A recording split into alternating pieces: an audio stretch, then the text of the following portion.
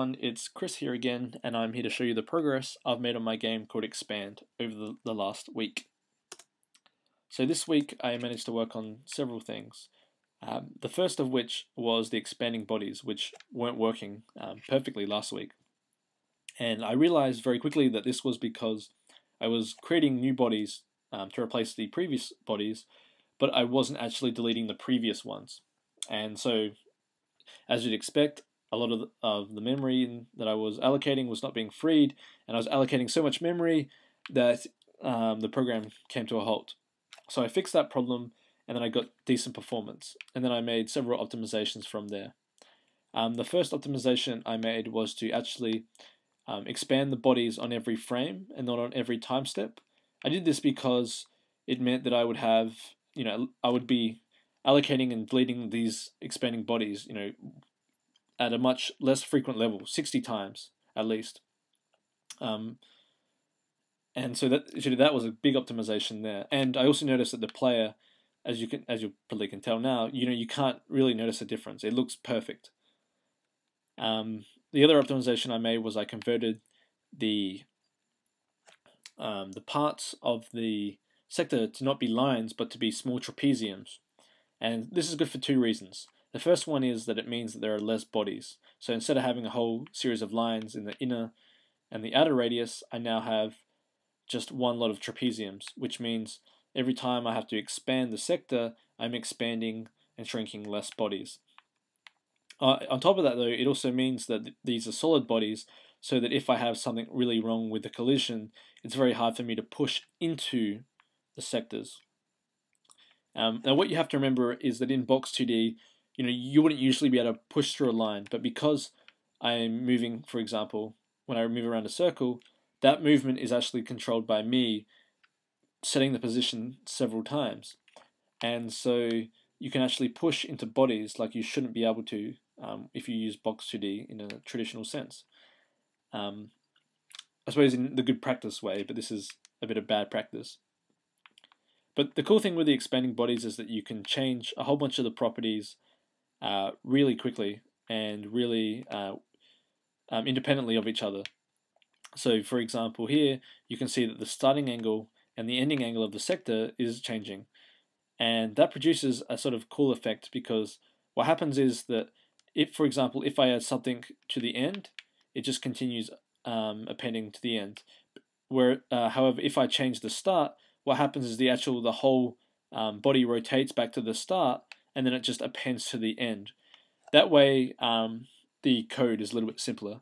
So I only have to append to one end of a vector, which is much more efficient. The other thing that's worth noting is that I can change the inner and outer radius independently of each other. So you can actually see that right now as the outer radius expands and the inner radius stays the same. And this means that I can make the sectors close in on themselves from the radius, as well as from the starting and the closing angle. And on top of this, they also have rotation, which can actually be simulated two ways. The rotation can be simulated by changing the starting angle and the ending angle by the same amount, or I can just rotate the body itself, which is more efficient. And so yeah, the second thing I worked on this week was mapping the Xbox 360 controller into the game. And I ended up getting sort of quite nice. I'm pretty happy with the results. I read an interesting article during the week that on Gamasutra, which was an interview with Steve Swink, who writes a book called Game Feel. And in that interview, he mentions how just by adding a controller into a game really increases the quality of the feedback experience that you get because a stick is much more enjoyable than pushing a button on a computer. And I really have to agree with that because just mapping this game onto a controller makes it feel so much better. Even though I know personally the controls really have been tweaked or they're not that interesting at the moment. And so I played around with 5 different control schemes, which I'll try to explain now. It might get a bit complicated, but essentially the first 2 control schemes were based around just mapping the buttons onto the sticks. So for example, at the moment, if you just push left, you'll go left around like this, or if you push down, you go into the center, or up, you go away from the center. And I just map that to the stick. So if you move left on the stick, you go left. around anti-clockwise, and if you move right, you go clockwise and whatnot. And I separated those two movements of moving around the center and moving towards the center onto two different axes. So there are the first two control schemes. The second two control schemes are based around the position of the player relative to the world. So now, when I move around, I'm actually having to change the direction of the stick based around where the player is. So I'm just sort of drawing circles on the stick, which is sort of a nice feeling. And what I've done again is I've separated those two movements of moving around the center and moving into and out of the center onto two separate sticks. And then the final one, the fifth control scheme, is essentially a hybrid of the two of them. So the circular movement around the center is based on one stick, but if you move up or down on the right stick, then that'll move you closer to and from the center. And the reason why I wanted to separate out the two different movement types was because I think it's very important, because there are two dimensions at play, and separating them out can give you a bit of clarity when you're trying to move around. And I also thought that if you map them both onto the one stick, that it would be harder to move around in a circle.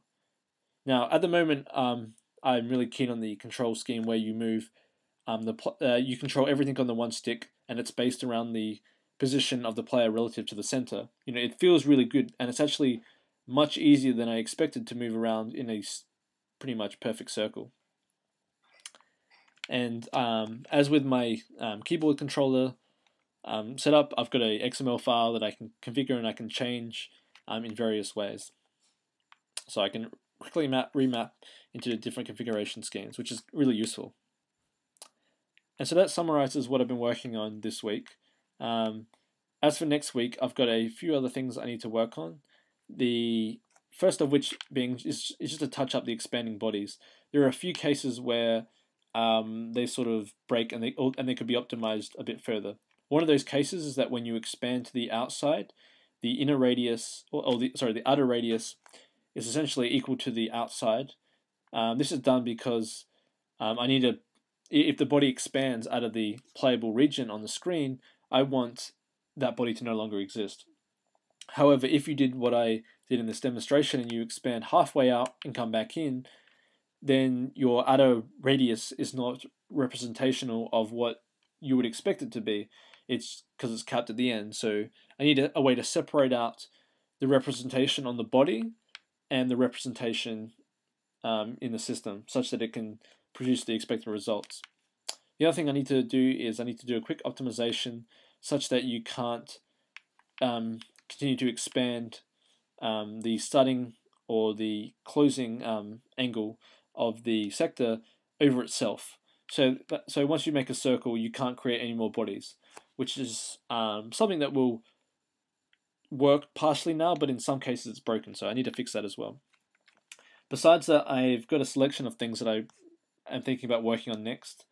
But I think the next one will be camera, which might surprise some of you, because you might be thinking that the whole game is going to be played from the perspective here. Well, in actual fact, I plan to change the camera around in different ways to follow the character, to zoom in on only part of the world, or to make the world move based around when the player is interacting with the controls. So I want to experiment with that. On top of that, I would really like to figure out when the player is squashed, so that that way, as soon as I have that, I can pretty much replicate the initial prototype. And if I get time, I also want to work on making the graphics for the game. So just removing all this horrible box 2D stuff and putting my, you could argue, horrible graphics over the top. But these graphics will be a little bit smoother because they're based on the smoothing angles, which I went through in a previous video. So yeah, thanks for watching. You can catch all the details on any developments on the game on my blog at blog.cjohnson.id.au. See you later.